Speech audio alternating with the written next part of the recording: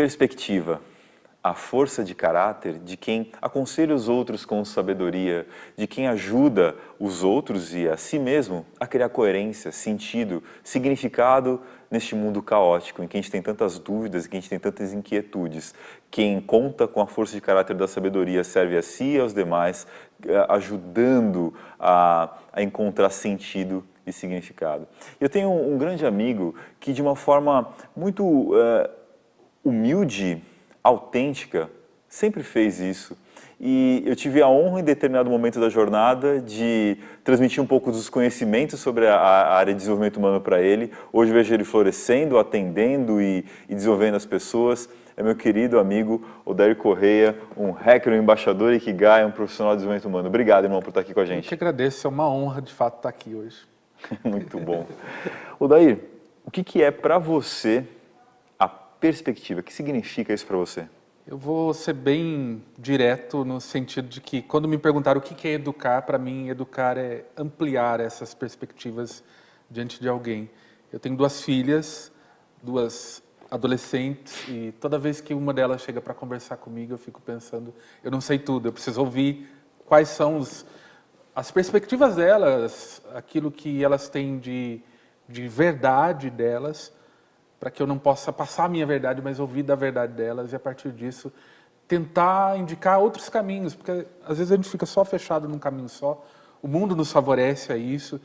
Nós somos educados a pensar de uma maneira única, uniforme, direcionados a certas decisões que... O meu tá certo, os outros são todos errados. Exato.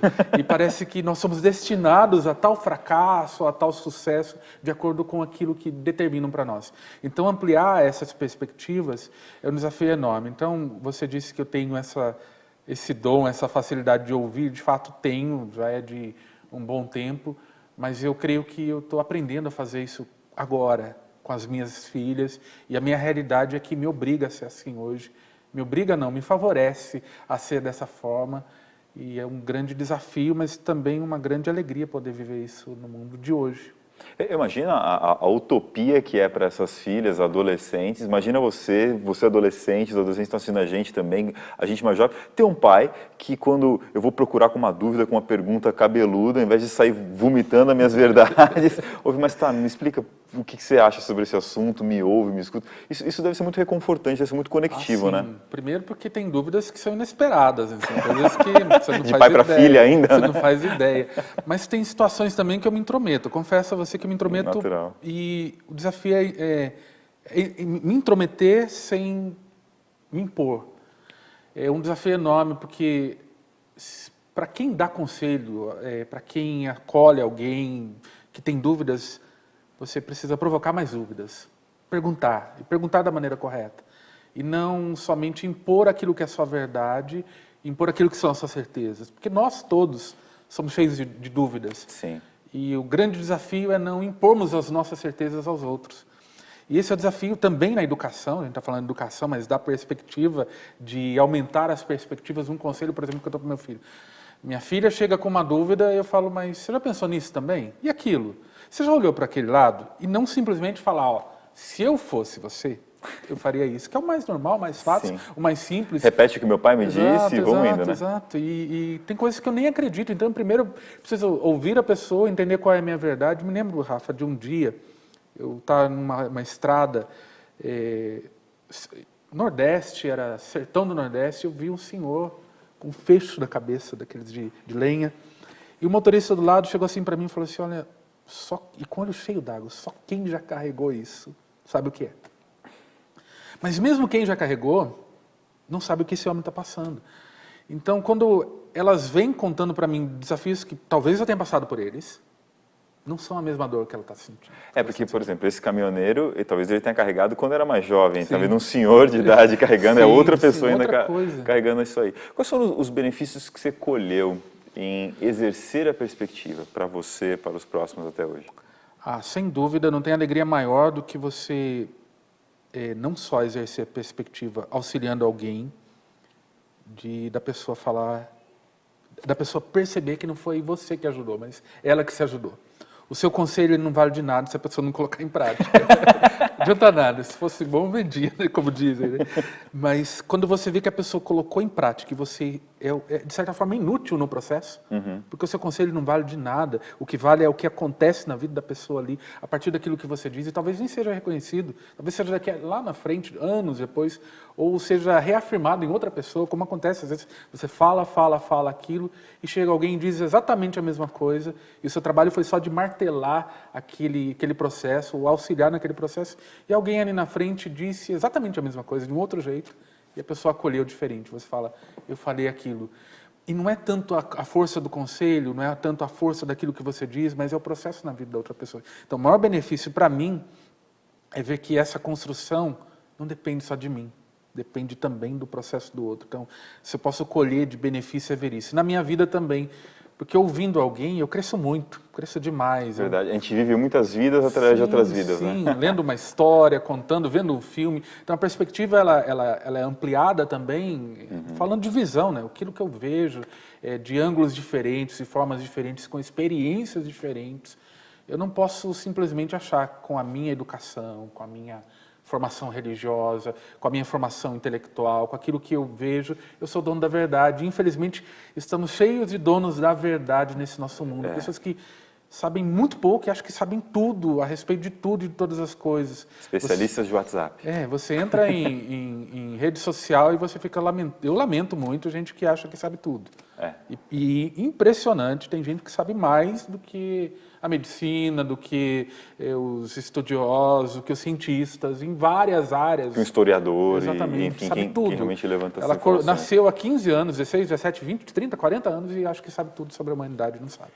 É interessante o ponto de vista que você está trazendo sobre perspectiva, está me construindo a imagem aqui de que a pessoa que exerce a perspectiva é como alguém que desembaça um espelho para que o outro possa se ver. Né? Mas não vai adiantar você ajudar a pessoa a desembaçar o espelho se ela fechar o olho e não estiver interessada em olhar. E é o que muitas vezes a gente faz, a gente fica tentando impor uma verdade, vira o seu conselho e não o conselho da própria pessoa, que é aquele que ela constrói através do nosso auxílio quando exerce a perspectiva. Quais foram os desafios, por outro lado? Porque nem tudo é um mar de rosas, né? Olha, não é fácil, porque as pessoas parecem que cheiram a gente, né? Sabe o cheiro. Esse cara me ouve. Esse aqui vai me ouvir, aquele ali, sabe, vai entender o que eu estou falando. Isso acontece em fila de banco, em todos os lugares possíveis e imagináveis. Você vai encontrar com alguém que de repente está ali contando a vida dela toda, a história toda, e você está ali diante de uma bifurcação que você tem que dar algum auxílio para aquela pessoa.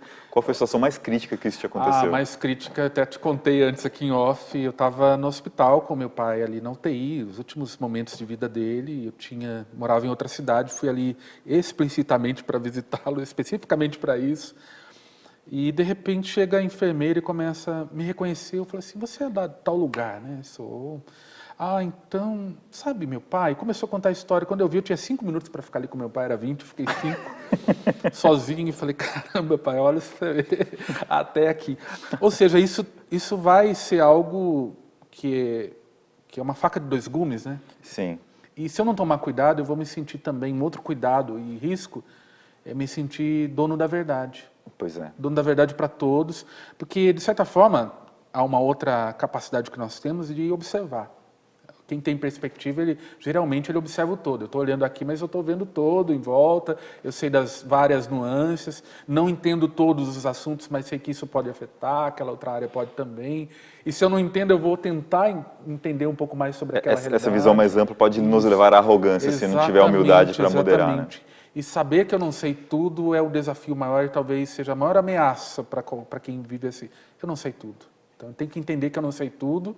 E mais do que isso, eu não vejo tudo. Embora eu veja muitas coisas, e muitas dessas vão acontecer, e isso é fato, quem tem perspectiva, isso acontece, ele bate o olho e fala, essa situação pode dar isso, e em muitas delas se acerta, eu tenho que entender que, não, eu não acerto tudo. Eu tenho uma visão ampliada, mas ainda assim limitada. Sim. E ainda que a gente tenha uma visão limitada sobre a perspectiva, né, e estamos aprendendo sempre sobre esse assunto, que dica você daria para os nossos espectadores para ampliar a sua capacidade de ter perspectiva sobre a sua vida, sobre si mesmo, sobre os outros, sobre as situações? A minha dica é técnica, bem técnica. Se coloque em outros lugares. Seja em filme, em uma história, em algo que você está fazendo, em algo que uma história que você está ouvindo, alguém que você está ouvindo, se coloca no lugar daquela pessoa, dizendo aquilo com tudo aquilo que ela traz em bagagem, o pouco que você escuta ali, o sofrimento que ela vive no dia, como ela acordou. Tente perguntar, faça as perguntas, como é que foi seu dia hoje? O que você viveu hoje? Porque por detrás de uma palavra pode ter toda uma história que ela trouxe e traz. Então se coloque no lugar que não é o seu lugar naquele momento. Se coloque fora daquilo, se possível, tente se imaginar em outro lugar, tente se imaginar de fora daquela conversa, ouvindo aquela conversa. Se é uma discussão, se é uma situação terrível, se coloque não superior, mas junto com aquela situação e tentando ser auxílio de alguma maneira. Fantástico, irmão. Muito obrigado pela sua participação. E entendam isso. Vamos entender que perspectiva, nessa ideia de desembaçar o espelho para que o mundo possa se enxergar, para que nós possamos nos enxergar, é essa capacidade de ter uma visão com mais clareza e amplitude. A gente sempre fala, e várias forças de caráter a gente tratou dessa habilidade que é a empatia, que não é você no lugar do outro, porque você lá teria outras características, outros desafios, mas é entender o outro no lugar dele. E para entender essa perspectiva, você precisa enxergar sobre muitas óticas diferentes, perguntar, ouvir, é fundamental.